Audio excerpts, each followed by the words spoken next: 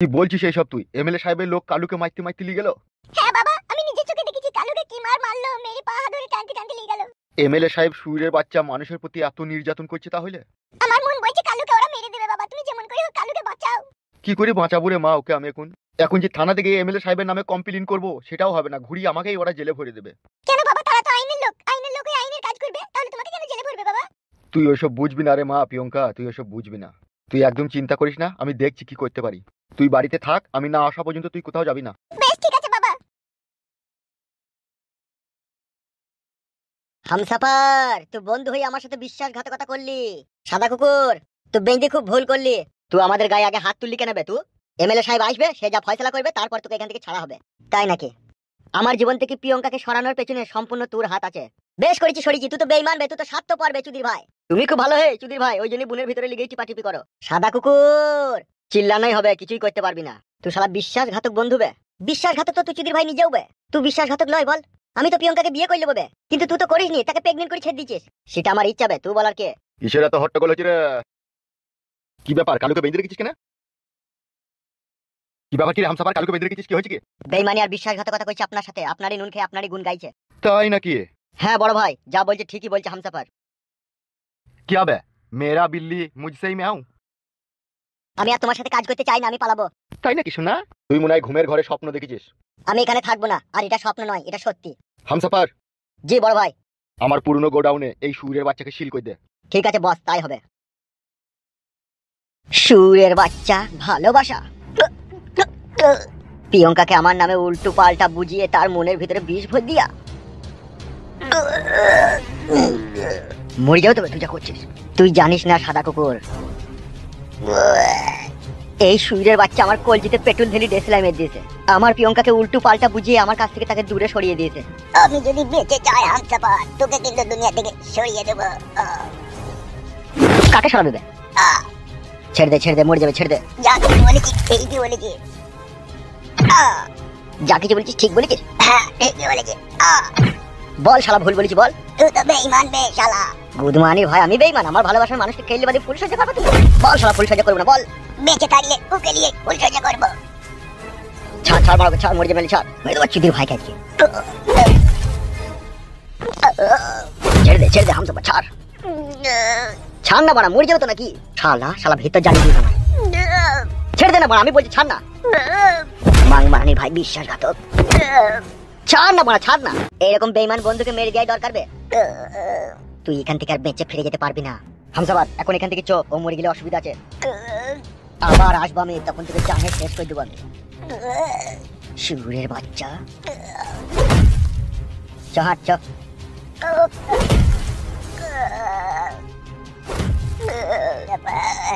তোকে আমি ছাড়বো না। বাবা যদি এই সংসারে না থাকতো, এই সংসারটা যে কি অবস্থা হতো সেটা আমরাই বুঝতে পারছি। কাঁচের গ্লাসের মতো ভেঙে টুকরো টুকরো হয়ে যেত। তুমি চলে যাওয়ার পর আমাদের জীবনে যে কি কষ্ট এসেছিল সেটা আমরাই জানি। সত্যি করে বল, বিশাল কষ্ট পেয়ে যাবো। সেই সব দিনগুলো মনে পড়লে বুকের ভিতরটা কিরকম কেঁপে ওঠে আমার।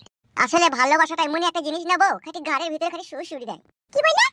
ওই ভালোবাসাটা গো, যখন ওই আমি ওই এমএলএর বউকে ভালোবেসে ফেলেছিলাম না, তখনই খালি আমার ওইটা মনে হইতো। কি মনে হইতো তখন? বলবো বউ, রাগ করবো না তো? কি আর রাগ করবো বলো? বলছি দেখো। বলো গো বলো। ওই এমএলএর বউকে যখন আমি ভালোবেসে ফেলেছিলাম না, তখন ওকে আমি সব জায়গাতেই দেখতে পেতাম। আর খাটি মনে হইতো ওই আমার জীবনের নিঃশ্বাস। ওকে ছাড়া নিঃশ্বাস বন্ধ হয়ে যাবে। মন খারাপ করছি না তো বউ, বলছি বললে? মন খারাপ করিনি, যতই তোমাকে দেখছি ততই আমার আশ্চর্য লাগছে। হ্যাঁ তাইলে আর বলবো না। তোমার মন খারাপ করে দিতে আমার কোনো লাভ নাই বলো। পুরুষ মানুষের মন বোঝা বড় মুশকিল। বাড়িতে আছিস রে চঞ্চল? বাবা মাঠে গেছে গো ছোট কাকা। কিছু বলবো নাকি কাকা? হ্যাঁ, তো বাবার সাথে এটা কথা ছিল। তাহলে বাবাকে আমি ডেকে আনবো কাকা? হ্যাঁ ডেকে তো আনতে হবে, একটা দরকারি কথা আছে। বেশ ঠিক আছে, তুমি বসো, আমি এখনই ডেকে আনছি, বাবা মাঠে আছে। বেশ যা, তাড়াতাড়ি আসবি।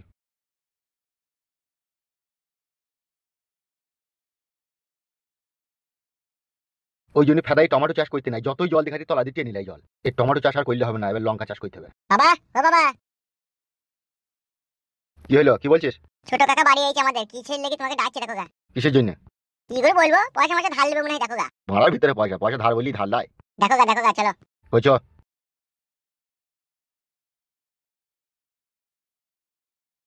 কি আর বলবো বৌদি তোমাকে, আমার পুরা কপাল জানো তো। সে তো সবই বুঝতে পারছি ভাই, কিন্তু কি আর করবো বলো।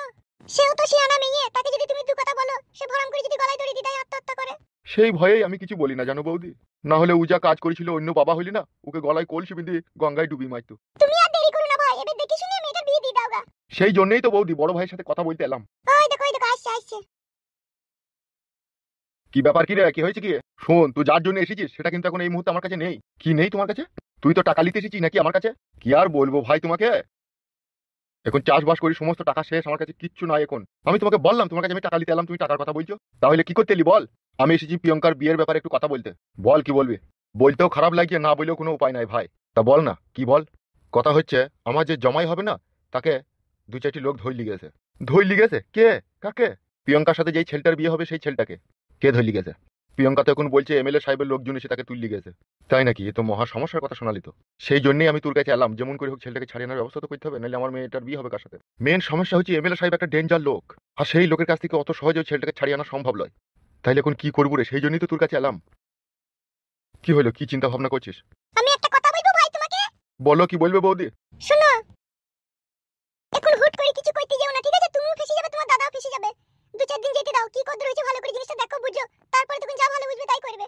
আমারও সেটাই মনে হচ্ছে রে। তাইলে এখন দিন পাঁচেক চুপচাপ দেখি নাকি কি কদর হয়েছে। হ্যাঁ সেটাই দেখ। বেশ ঠিক আছে, থাক তাহলে আমি চললাম। বলছি চারটি মুড়ি খাবি তা খেয়ে যা। না না, আমি বাড়ি থেকে খেয়ে এসেছি, তুই খেয়ে নিস। শালা ওই একটা লোকের জন্য সবাই কষ্ট পেয়েছে। ওগো শুনছো? কি বলো? ভাত খেয়ে লাগাইছো। চলো।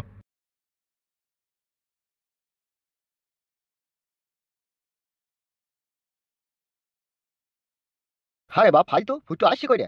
সেটাই তো বাবা, ও একটা কি আসছে মনে হচ্ছে না? হ্যাঁ তার মতোই তো লাগছে মনে হচ্ছে। ওই আসছে মনে হচ্ছে।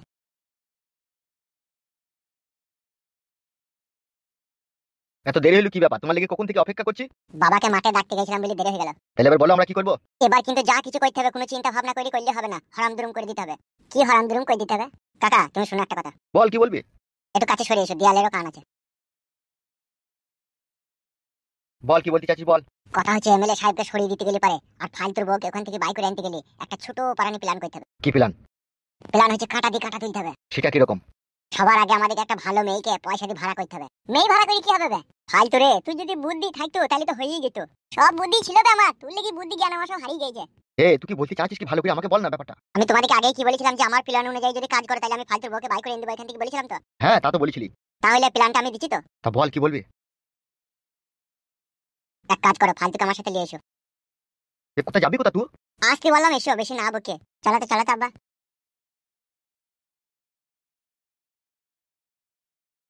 রূপা, ও রূপা, কই গো আমার শোনাবো? এই তো গো। শোনো শোনো। যাচ্ছি, দাঁড়াও। কি হইলো আজকে আমার ভাতারকে এত খুশি খুশি লাগছে কেন? আজকে এত খুশি খুশি লাগছে, নিশ্চয়ই একটা এমএলএ কোটা ঘরের টাকা সরিয়ে দিছো। দূর বাল, আমার ওই সব লয়। তাহলে এত খুশি কিসের লাগে? তোমাকে ওই বাড়ি নিয়ে যাওয়ার জন্য নিতে এলাম। তোমার বউ পাকান বেগম মেনে নিয়েছে তাহলে? হ্যাঁ মেনে নিয়েছে, না মেনে কি কোনো উপায় আছে বলো? তাড়াতাড়ি আমার সাথে চলো, আর দেরি করো না, এই সুযোগ। হাড়ি পতিলা গুলা জামা কাপড় গুলা কি হবে? ওগুলো গোছ করে লিখতে হবে না? এখন ওগুলো ওখানে থাক, আমি হামসাপাড়া সাদা কুকুরকে দিয়ে ওগুলো এই বাড়ি নিয়ে আসার ব্যবস্থা করে নেবো, তুমি চলো তাড়াতাড়ি। এই অবস্থাতেই চলে যাবে, একটু সাজগুজ করব না? ওগুলো ও বাড়ি থেকেই হবে, তুমি তাড়াতাড়ি এসো। বেশ ঠিক আছে, চলো। হ্যাঁ এসো।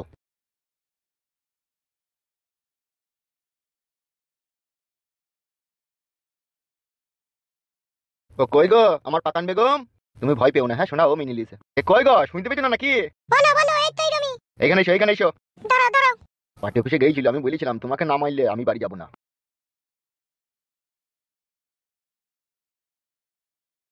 সত্যি সত্যি তুমি বাড়ি নিয়ে চলে এলে? হ্যাঁ নিয়ে আসলাম, তুমি রাজি হলেই বলেই তো নিয়ে আসলাম। ও, আমি রাজি হয়েছিলাম। তাহলে সত্যি তুমি আমার সতীনকে আমার ঘরে ভরলে? সে কি পাকান বেগম, আমি তো এরকম আশা করিনি তোমার কাছ থেকে তুমি ওকে সতীন বলে ডাকবে। তুমি তো মেনে নিয়েছো, তাহলে আর সতীন ফতিন ওসব কি কথা হয়েছে? তাহলেও ওর সাথে আমার সম্পর্কটা তো সেই সতীনেরই। সতীন বলার দরকার নেই তোমার, নিজের বোন ভাবলেই হবে। হ্যাঁ তা তো ভাবতেই হবে, তুমি এখন ওকে বিয়ে করেছো, ওকে তো বোন কেন আরো অনেক কিছুই ভাবতে হবে। আমার এই বউ খুব ভালো মেয়ে, ও কিন্তু ঝগড়া ঝামেলা অশান্তি একবারই পছন্দ করে না, বুঝলি তো? আর আমি আমি ভালো নই বলো? তুই তো ভালো বটেই, তোর মতো ভালো মেয়ে এই জগতে আর দুটো নাই। তুই আমার ভালো বউ বলেই তো আমার দ্বিতীয় বউকে মেনে নিলি, শোনা বউ আমার। শোনো শোনো, এইদিকে একবার তাকাও। শোনো পাকান বেগম, একটা কথা, দুদিনের এই দুনিয়া, আজ আছি কাল থাকবো না। তাই বলছি আমার শোনা বউ, ঝগড়া ঝামেলা অশান্তি করো না, হ্যাঁ বউ। তার কারণ হচ্ছে এও তো স্বামীর ঘর ছেড়ে এসেছে বলো আমার কাছে একটু সুখের আশায়। তাই বলছি তোমাকে শোনাবো, ওকে কোনো সময় একটু গালগালাজি দিবা না, হ্যাঁ বউ। সত্যি? কি ভাগ্য আমার, তোমার মতো এরকম স্বামী। অনেক জীবনে পুণ্য করার পরেই পাওয়া যায়। জানি না কি যে পুণ্য করেছিলাম আমি, তাই ভাগ্যে গেলে তোমার মতো স্বামী পেয়েছি। বলছি শোনা বউ, অপমান করছো না তো আবার? কি আর অপমান করব তোমাকে? অপমান বোধ কি তোমার আছে? তুমি তো সেই মানুষ, 90 জুতো মারলেও তুমি অপমান হও নাকি তাই আমার সন্দেহ। আর টাইমতে টাইমতে যদি তোমার জামার বোতামগুলোও ছিঁড়ে যায় তাও তুমি বলবে জামার সুতোগুলো পচে গিয়েছিল। তুমি তো সেই মানুষ, তোমাকে আর কি অপমান করব? এই শুনছো শোনা বউ, আমার বউ আমাকে অপমান করবে না, বুঝতে পেরেছো তো? তুমি এখানে থাকো, আমার বউ তোমাকে শোবার ঘর আর থাকার ঘর দেখিয়ে দিচ্ছে। তুমি কোথায় যাবে? আমি চট করে যাবো আর লগিনের দোকান থেকে গরম 500 জিলিপি নিয়ে চলে আসবো। আমার এই সোনা বউকে তুমি থাকার ঘরটা দেখিয়ে দাও। তোমাকে ও সবকিছু বুঝিয়ে আর দেখিয়ে দিচ্ছে, ঠিক আছে? আমি যাবো আর এখনই আসবো। হ্যাঁ বউ? বেশ ঠিক আছে, যাও।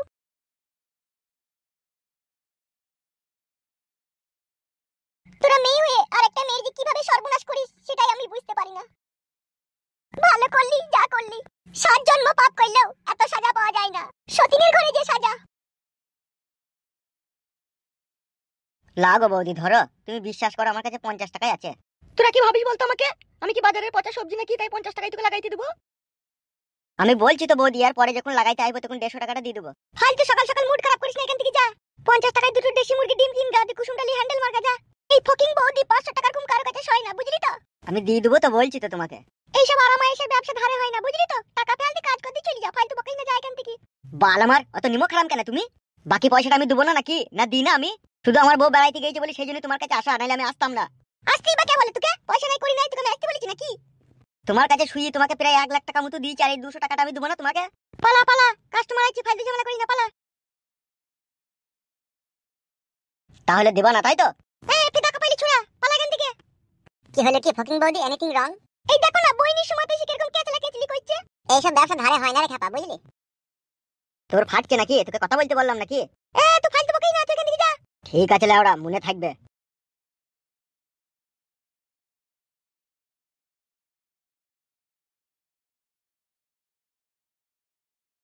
এতদিন তুমি কোথায় ছিলে? আসনি ফুটো?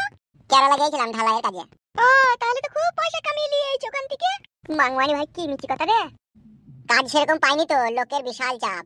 তোমরা কি তিনজনে করবে নাকি? আজকে আর করবো না, পরে একদিন করবো, কিন্তু এখন একটা বিশেষ কাজের জন্য তোমার কাছে এসেছি। আমার কাছে বিশেষ কাজের জন্য এসেছো? কিন্তু কাজটা কি ফুটো? কাজটা খুব ছোট কাজ, তোমাকে করতে হবে। এর জন্য কিন্তু তোমাকে অনেক টাকা দেওয়া হবে। কিন্তু কাজটা কি? কাজটা হচ্ছে একটা লোককে মদের সাথে বিষ খাইতে হবে। আমি পারবো না ফুটো। আমি খারাপ মেয়ে হতে পারি, কিন্তু মানুষকে মারতে পারবো না। এইসব কাজ আমার দ্বারাই হবে না ফুটো। তোমরা তিনজন চাইলে আমাকে উল্টি পাল্টি ফিরিতে করে এখান থেকে যেতে পারো, কিন্তু আমি কাউকে মারতে পারবো না। শোনো ফকিং বৌদি, ভালো মানুষকে মারতে বলিনি তো তোমাকে, একটা খারাপ মানুষকে মারতে বলছি। আমি পারবো না গো ফুটো, তুমি মাফ করো আমাকে। দেখো ফকিং বৌদি, আমার কথাটা শোনো। তুমি যদি এই কাজটা করো, তোমাকে ক্যাশ টাকা 90,000 টাকা দেবো আমি। 90,000 টাকা? কি চিন্তা করছো? মদের সাথে 20 টাকাকে খাইতে হবে। আমাদের গ্রামের এমএলএ বিকাশ দত্ত সাহেবকে।